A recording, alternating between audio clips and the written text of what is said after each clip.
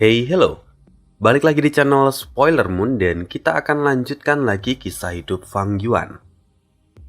Di part sebelumnya, setelah Fang Yuan menyelesaikan urusan aliansi, dia bersama dengan para manusia berbulu akhirnya kembali ke Tanah Langya. Sesampainya di Tanah Langya, Fang Yuan langsung bertemu dengan Langya dan memberikan laporan. Langsung aja, mari kita sambung kisah hidup Fang Yuan di part 233. Jadi kamu benar-benar mendapatkan warisan sejati Heifan, dan kau juga memiliki metode untuk memperlambat waktu di dalam apertur abadi.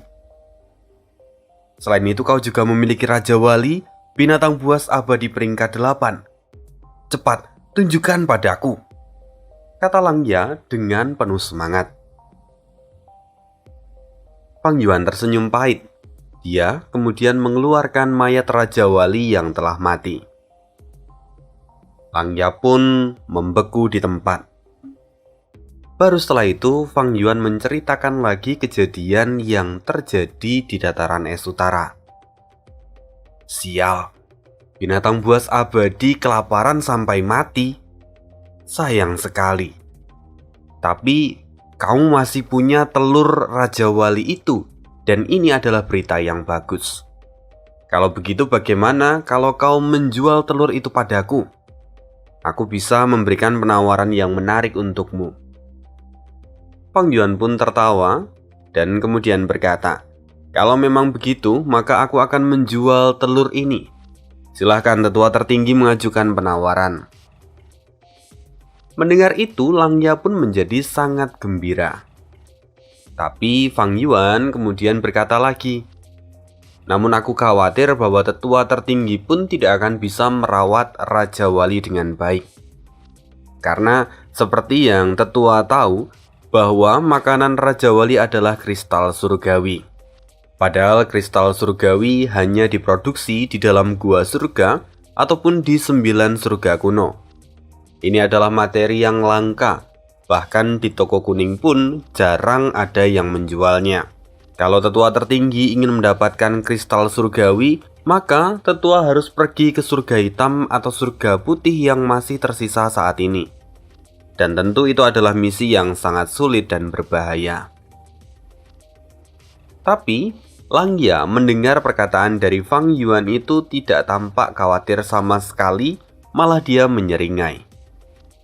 Kristal surgawi bukanlah masalah. Lagi pula, dulunya tanah ini adalah gua surga. Otomatis, tanah ini dulunya juga memproduksi kristal surgawi. Lalu, tubuh utamaku telah menimbun banyak di antara mereka untuk waktu yang lama.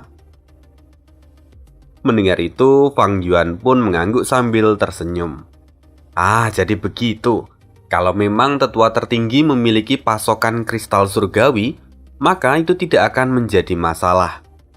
Aku akan menjualnya pada tetua tertinggi. Mendengar perkataan Fang Yuan, Langya pun tertawa terbahak-bahak dan menjadi sangat antusias. Fang Yuan, karena kamu adalah salah satu dari kami, maka aku tidak akan membuatmu menderita kerugian. Karena itu, sebagai pertukaran kamu bisa memilih warisan sejati dari jalur keberuntungan, warisan sejati dari surga pencuri, atau warisan sejati yang kutinggalkan. Kau bisa memilih sesukamu. Hah?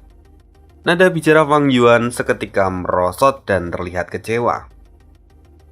Bukankah tetua tahu bahwa aku tidak tertarik dengan ketiga warisan itu? Bahkan jika semuanya adalah warisan sejati peringkat 8, tapi itu menjadi terlalu rendah untuk ditukar dengan kekuatan tempur peringkat 8. Mendengar itu senyum Langya seketika merosot. Dia lalu berpikir sejenak. Benar katamu. Lalu kalau begitu bagaimana dengan Lembah Luopo? Lembah Luopo adalah domain terpencil. Fang Yuan pun tahu betapa berharganya Lembah Luopo. Tapi, selama Fang Yuan menjadi anggota dari Sekte Langya, dia itu bisa menggunakan Lembah Luopo kapanpun dia mau. Karena itu, Fang Yuan tidak perlu mengambil lembah Luopo dari Langya saat ini. Lalu kemudian Fang Yuan bereaksi. Tidak, harganya terlalu rendah. Aku tidak akan menjual dengan semua itu. Langya pun tampak menggaruk kepalanya dan terlihat frustasi. Baiklah, baiklah. Bagaimana jika begini? Aku akan memberikan gerakan pembunuh kesusahan abadi lengkap dengan semua gu yang dibutuhkan, dan kutambahkan lagi dengan rumahku kuali pemurnian. Bagaimana? Tentu Fang Yuan sangat tertarik dengan penawaran ini. Tapi tetap saja Fang Yuan menggelengkan kepala dan berkata, "Tidak, jumlahnya tetap masih kurang. Aku tidak akan menjual." Mendengar itu Langya pun menjadi marah. "Kalau begitu, kau yang memasang harga. Cepat!" Fang Yuan tersenyum dan kemudian memberikan penekanan. Raja Wali adalah kekuatan tempur peringkat 8. Bukankah seharusnya tetua tertinggi sadar tentang harga yang layak? Langya secara alami memang tidaklah bodoh. Jadi dia pun berkata, "Itu memang kekuatan tempur peringkat 8. Tapi dia masih harus dirawat dan diberi banyak makan. Selain itu memangnya kau sendiri memiliki kristal surgawi. Kau tidak akan bisa merawatnya. Belum lagi, kau hanya peringkat 6. Apa kau pikir Raja Wali akan mengikuti perkataanmu ketika dia dewasa? Aku yakin, ketika Raja Wali tumbuh dewasa, justru dialah yang akan memakanmu, karena kau telah mencoba memperbudaknya." Apa yang Langya katakan itu memang benar. Tapi Fang Yuan sudah punya cara untuk mengatasi hal ini. Fang Yuan sudah mempertimbangkan segalanya, bahkan termasuk pembicaraan ini. Karena itu Fang Yuan tersenyum. Apa yang tetua tertinggi katakan itu benar. Tapi aku memiliki caraku sendiri. Sementara untuk kristal surgawi, bukankah aku bisa saja menukarkan poin kontribusiku untuk mendapatkan kristal surgawi? Lagi pula, aku adalah anggota sekte ini. Jadi entah Raja Wali ini ada padaku ataupun ada pada tetua tertinggi, sejujurnya tidak ada bedanya. Karena nanti kalau tanah ini dalam masalah, maka aku juga pasti akan berada di garis terdepan bersama dengan Raja Waliku. Itu adalah sesuatu yang ada di perjanjian kita. Mendengar itu Langya mengerutkan kening. Lalu dia pun memarahi Fang Yuan. "Kau memang bocah nakal. Aku paham sekarang. Kau bahkan tidak punya niat untuk menjual Raja Wali itu. Kau hanya ingin membuat semua ini menjadi rumit untukku." Namun, ekspresi Fang Yuan seketika berubah menjadi serius. Dia menatap Langya dan berkata, "Ini adalah kekuatan tempur peringkat 8. Semua orang pun pasti menginginkannya. Jadi, bagaimana mungkin aku tidak mau? Karena itu juga, tidak mungkin aku melepaskan Raja Wali dengan harga murah. Aku tidak berniat mempersulit keadaan tetua tertinggi. Tapi, dari yang tetua tertinggi tawarkan, harganya terlalu rendah. Jadi aku tidak mau menjual telur ini." Melihat Fang Yuan yang serius mengatakan itu, Langya pun sedikit tersentak. "Kau memang orang yang ambisius dan terlalu berani. Terserahlah padamu. Tapi jika kau menginginkan kristal surgawiku, kau tidak akan bisa mendapatkan semuanya dengan jumlah poin kontribusi yang kau miliki sekarang," kata Langya sambil memalingkan wajahnya, agak-agak semi ngambek begitu. Fang Yuan menjawab dengan lebih santai, "Tidak masalah.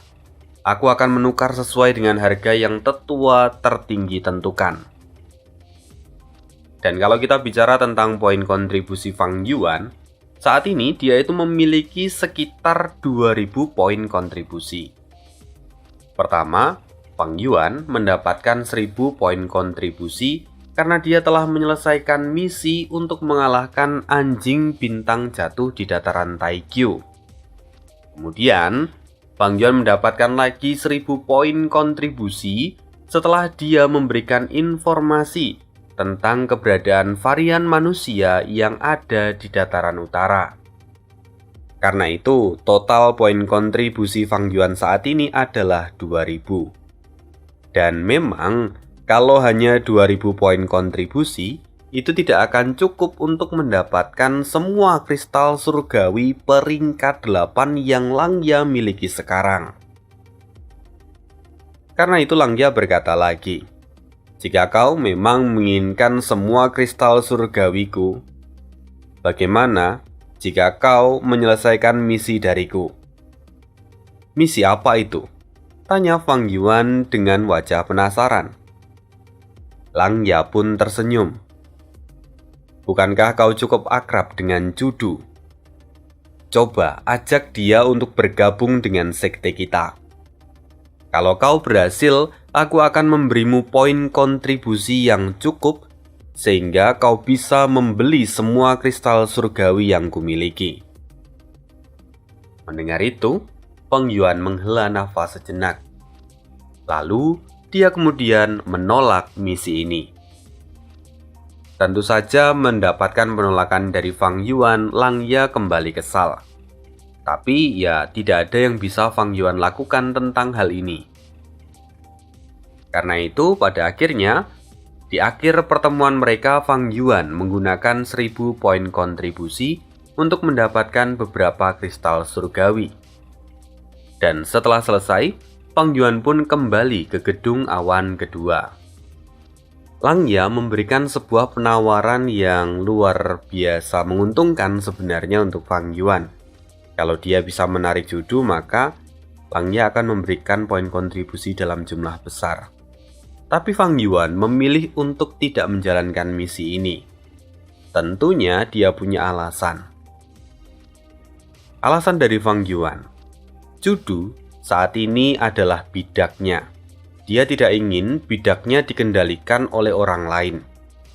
Terlebih, kalau Judu sampai menerima tawaran Langya, maka posisi Judu mungkin akan lebih tinggi daripada Fang Yuan.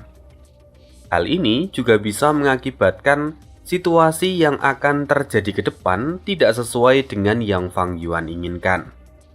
Tentu Fang Yuan ingin menghindari kemungkinan ini. Jadi menurut Fang Yuan, lebih baik Judu tidak perlu bergabung ke dalam sekte Langya.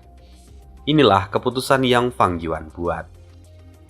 Dan setelah itu, Fang Yuan pun menghabiskan waktunya selama beberapa hari untuk berlatih. Dan di sela-sela waktu itu, Fang Yuan juga pergi menemui beberapa manusia berbulu, lalu meminta mereka untuk menyempurnakan Gu Tahun di tingkat fana. Tentu, Fang Yuan menukarkannya dengan poin kontribusi, sehingga dalam waktu singkat, Fang Yuan memiliki pasokan Gu umur dalam jumlah besar. Kemudian, Fang Yuan juga melakukan sedikit maintenance pada Gu yang ia miliki. Termasuk salah satunya adalah Gu aset darah yang sempat terluka sebelumnya. Sehingga setelah beberapa hari, semua Gu yang Fang Yuan miliki sekarang dalam kondisi prima. Lalu, tidak lupa, Fang Yuan juga melakukan perdagangan di toko kuning.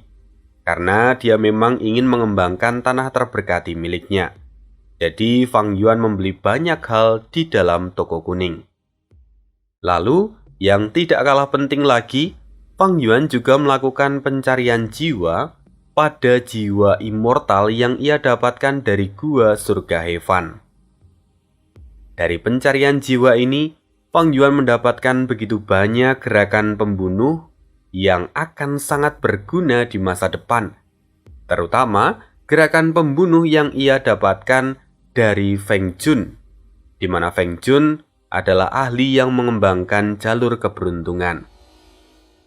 Bagi Fang Yuan, gerakan pembunuh Feng Jun ini adalah sesuatu yang sangat menarik.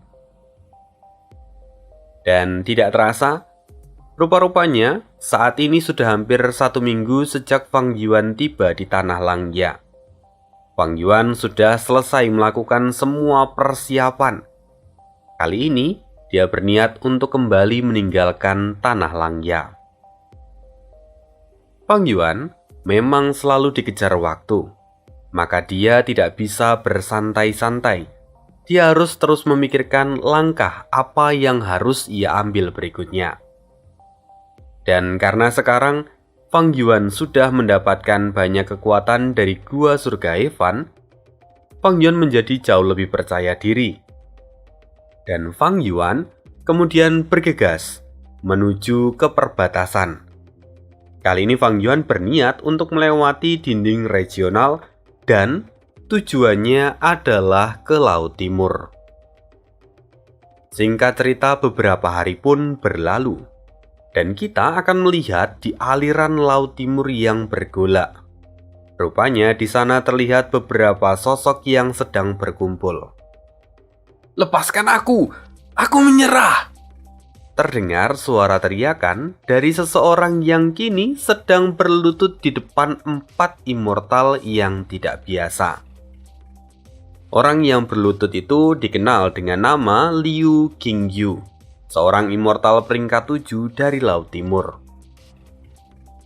Sebelumnya, dia telah dikalahkan oleh 4 orang immortal ini, yang mana sebenarnya 4 orang ini 1 peringkat 7 dan 3 peringkat 6. Tapi mereka dapat menang dengan mudah dari Liu Qingyun. Kalau kita perhatikan lagi, penampilan orang ini tentu sangat familiar. Dan kalau ini di dalam sebuah gambar, kita pasti langsung bisa mengenali mereka. Bahwa di sana itu ada Ying Wuxie, He Laolan, Tai Baiyunseng, dan yang terakhir adalah Xinu. Ying Wuxie tampak menyeringai. "Oh, menyerah? Apa kau akhirnya menyadari tempatmu?" kata Ying Wuxie sambil mencibir.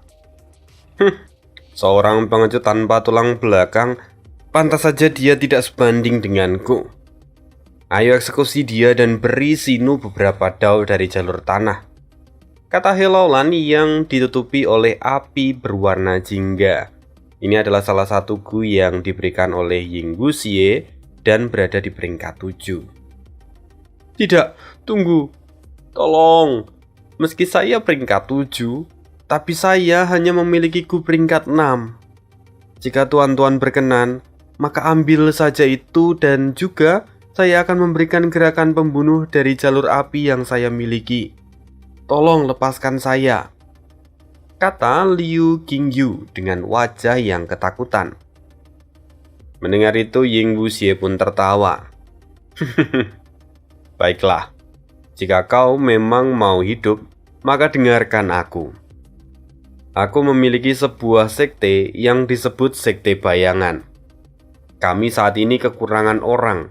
Jadi kalau kau mau hidup, bersumpah setialah padaku dan juga sekte. Kalau kau melakukan itu, maka aku akan mengampuni nyawamu." "Tentu Tuan, ini lebih baik daripada mati. Saya akan menerima syarat dari Anda," kata Liu Qingyu dengan wajah yang tampak gembira. Dia bahkan bersujud dan mengucap syukur. Setelah itu, Ying Wuxie mulai mengaktifkan beberapa gu dan mengukir perjanjian pada jiwa Liu Qingyu. He Laolan mengamati. Dia tahu bahwa ini adalah teknik dari jalur jiwa yang mana digunakan untuk membuat perjanjian aliansi. Teknik ini adalah teknik yang dapat memiliki efek seperti jalur informasi, meskipun berasal dari jalur jiwa. Dan setelah selesai, Ying Wuxie berkata pada Liu Qingyu, "Bangunlah, mulai hari ini kau adalah anggota dari Sekte Bayangan." "Baik Tuan," kata Liu Qingyu. Dan setelah itu Liu Qingyu mengeluarkan 2 gu immortal miliknya, lalu berkata, "Tuan, ini adalah gu immortal yang saya miliki. silahkan ambil." Melihat itu sekali lagi Ying Wuxie tertawa. "Aku tidak butuh kedua gu milikmu. Kau bisa menyimpannya. Lalu jika kinerjamu nanti baik, di masa depan aku bahkan mungkin akan memberimu gu peringkat 7 atau bahkan memberimu warisan sejati." "Sungguh, terima kasih Tuan atas kebaikanmu," kata Liu Qingyu dengan sangat gembira dan juga berlinangan air mata. Lalu kemudian, Ying Wuxie bertanya pada Liu Qingyu, "Kemudian aku ingin tahu, kenapa kau bisa tiba di pulau ini?" Liu Qingyu pun tersenyum masam. "Tuan, ini hanya sebuah kebetulan. Sebenarnya, saya datang kemari karena ingin beristirahat. Mungkin saya harus menjelaskannya dari awal. Sebenarnya, saya sebelumnya menemukan petunjuk dari warisan jalur informasi yang ada di sekitar sini. Kemudian seorang immortal..." Liu Qingyu mulai menjelaskan tentang apa yang terjadi sebelumnya. Dari cerita itu, rupanya kita bisa tahu bahwa Liu Qingyu adalah immortal yang sebelumnya mengejar Fang Yuan saat Fang Yuan melintasi Laut Timur sebelum dia tiba di dataran utara. Dan berdasarkan cerita itu, Ying Wuxie dia bisa mengenali bahwa orang yang sedang dibicarakan oleh Liu Qingyu adalah Fang Yuan. Kenapa? Ya karena dari cerita Liu Qingyu, Fang Yuan itu menggunakan pedang lolos. Terlebih kalau dihitung secara perkiraan waktu, kedua kejadian itu berlangsung di saat yang sama. Jadi, Ying Wuxie bisa menarik kesimpulan bahwa orang yang sedang dibicarakan oleh Liu Qingyu adalah Fang Yuan. Ying Wuxie sekarang bergumam, "Ini adalah kebetulan yang terlalu bagus. Aku bisa mendapatkan informasi Fang Yuan dengan cara seperti ini." Kehendak surga. Pengaturanmu benar-benar luar biasa kali ini. Ying Wuxie tampak menyeringai. Ying Wuxie tahu bahwa saat ini baik dirinya ataupun Fang Yuan adalah buruan yang harus dilenyapkan. Karena itu, pasti kehendak surga dengan sengaja membuat pengaturan agar keduanya bertemu dan saling bertarung. Ini sungguh adalah sebuah metode yang tepat untuk membunuh dua burung dengan satu batu. Karena itu Ying Wuxie yakin bahwa Fang Yuan akan segera tiba di Laut Timur. Dan tebakan Ying Wuxie ini sungguh tepat sasaran. Saat ini Fang Yuan memang sedang dalam perjalanan. Setelah itu Ying Wuxie kemudian memberitahu He Laolan tentang pemikirannya ini dengan menggunakan telepati. Tentu Ying Wuxie mencoba merahasiakan ini dari Tai Baiyunseng. Maka dia berdiskusi dengan He Laolan pun melalui telepati. Dan mendengar hal itu, He Laolan pun sedikit linglung awalnya, dan pada akhirnya dia pun terkejut. Kata He Laolan, "Analisis ini sungguh masuk akal. Tapi bagaimana bisa kamu begitu yakin kalau Fang Yuan akan segera datang ke Laut Timur? Apakah Fang Yuan sungguh terpikat oleh warisan sejati dari jalur informasi? Dan apakah hubungannya dengan kita?" He Laolan kebingungan. Sementara Ying Wuxie berkata, "Kamu mungkin masih bingung karena kamu belum mengenal kehendak surga.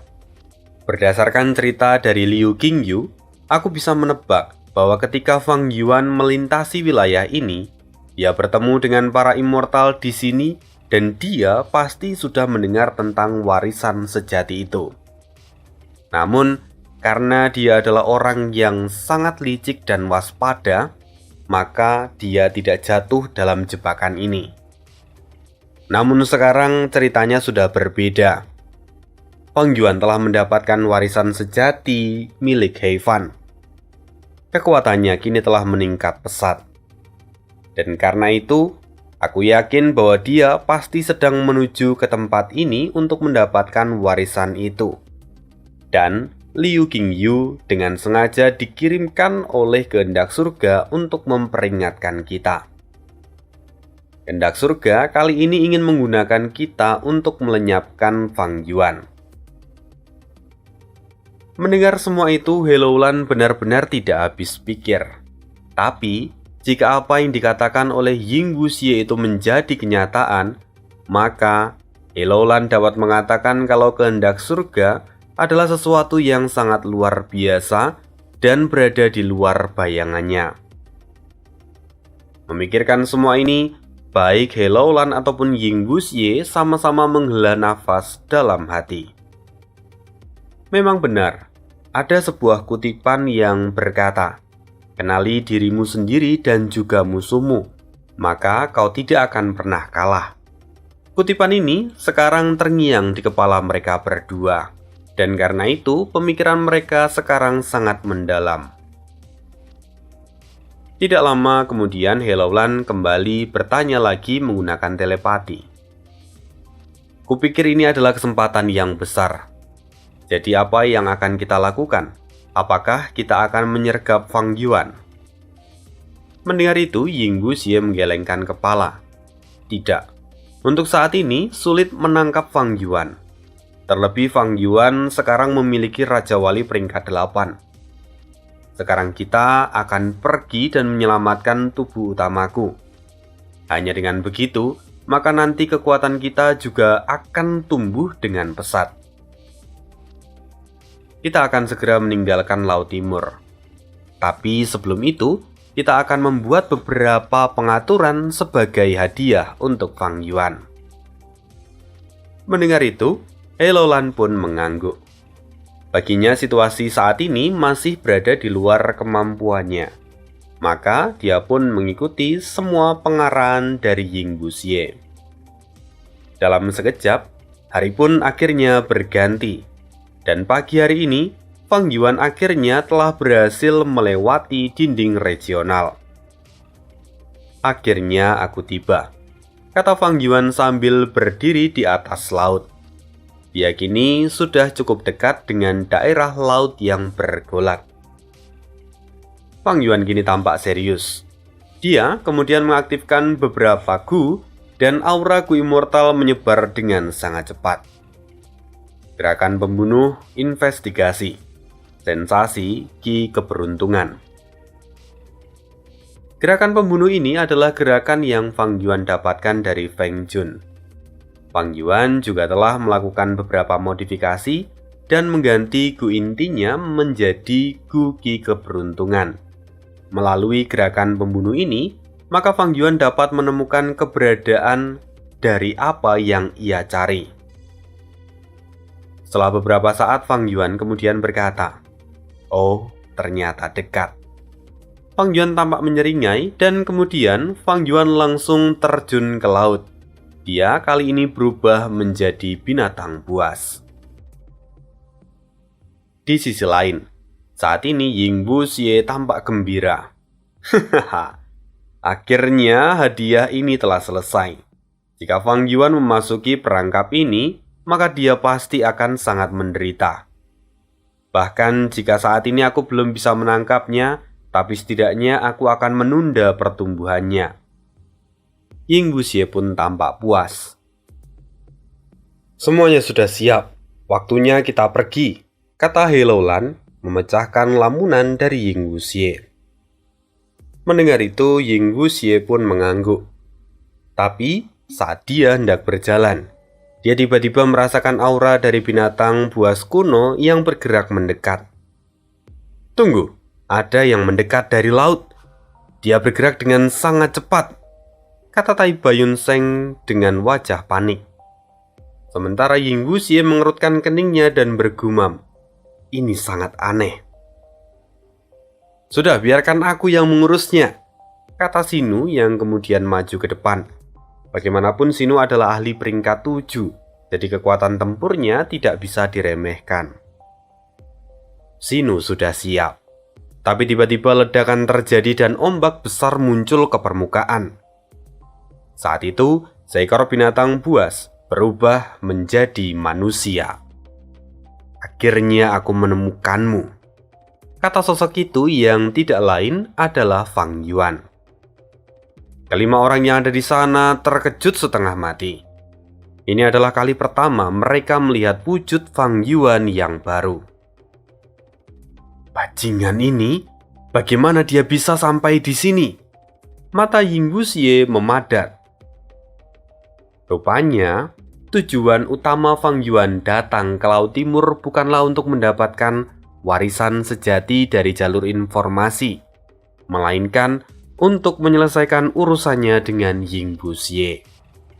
Walaupun nantinya kalau misalnya memang selesai, mungkin Fang Yuan akan melanjutkan pencarian pada warisan sejati dari jalur informasi. Namun untuk saat ini Fang Yuan akan fokus pada Ying Wuxie. Dan berkat gerakan pembunuh sensasi Ki keberuntungan, Fang Yuan dapat menemukan lokasi dari Ying Wuxie. Jadi sebelumnya ketika dia menemukan itu bukan menemukan lokasi dari wasiat, melainkan menemukan lokasi dari Ying Wuxie. Melihat Fang Yuan yang ada di depannya, ini menjadi kejutan yang luar biasa bagi Ying Wuxie. Bahkan dia pun menjadi panik. Cepat masuk formasi pertempuran kuno. Dan mendengar itu, Tai Payun Seng, Xinu, dan juga He Laolan, mereka segera mendekati Ying Wuxie. Lalu sejumlah besar gu pun diaktifkan dalam sekejap. Dan kemudian keempatnya benar-benar menghilang.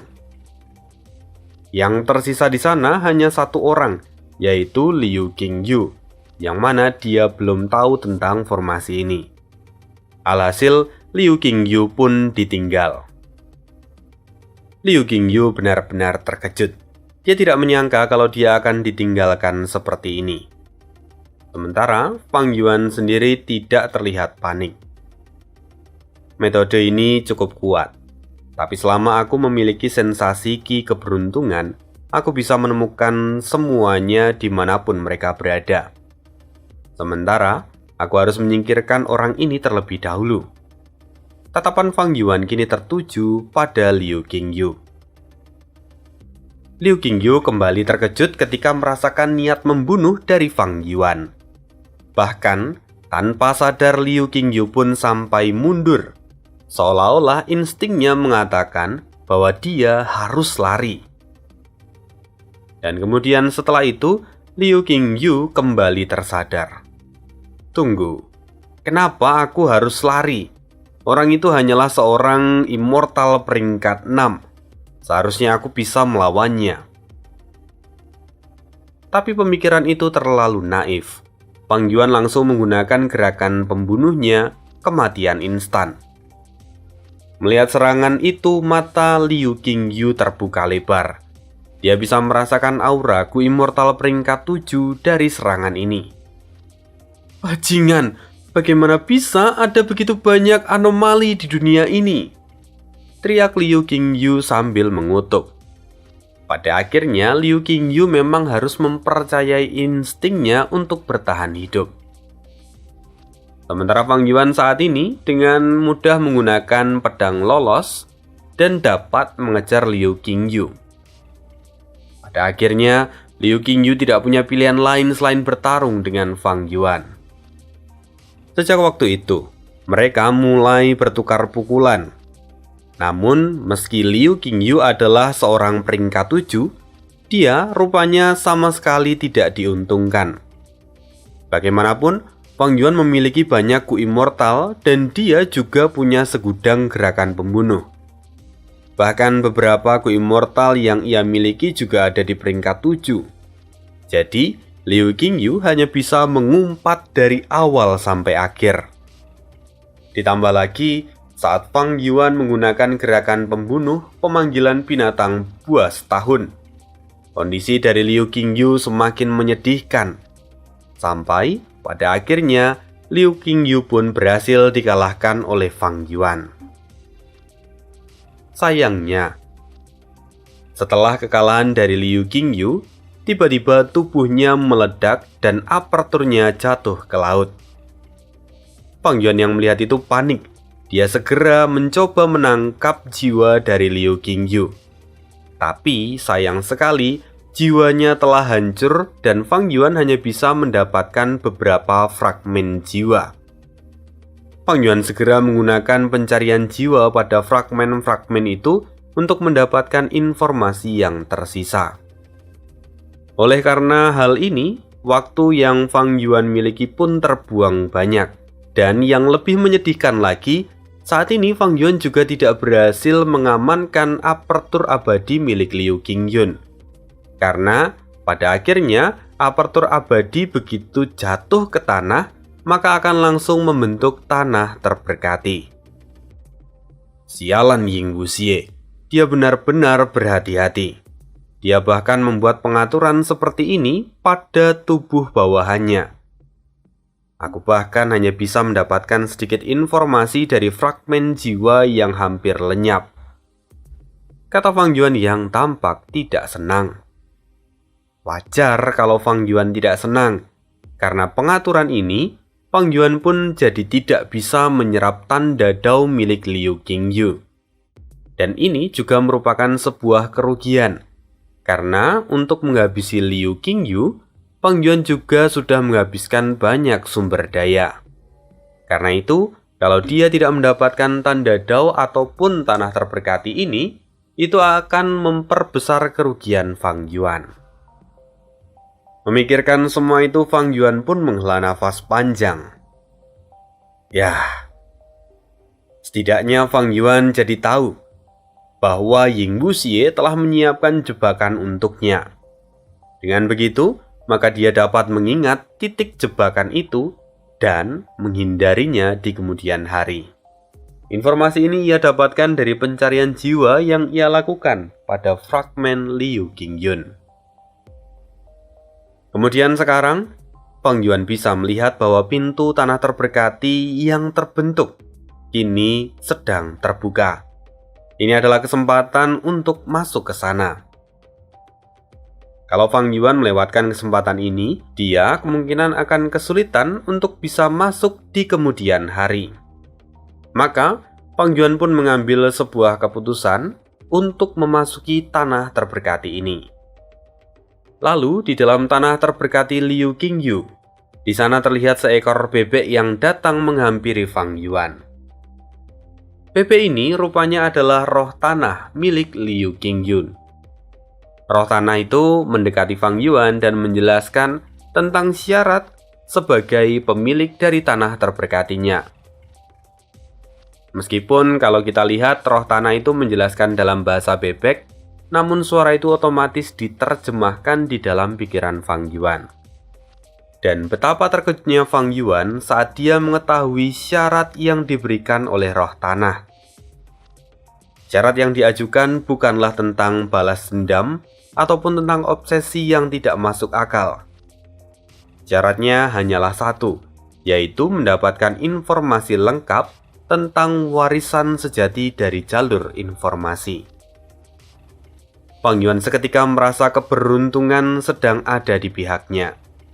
Jadi, dia langsung mengeluarkan Gu pedang terbang dan menunjukkan tanda yang mengandung jalur informasi tentang warisan sejati yang diinginkan oleh roh tanah. Dan melihat semua itu, roh tanah menjadi sangat bahagia. Dia pun langsung menempel pada Fang Yuan, dan dia telah mengakui Fang Yuan sebagai pemiliknya.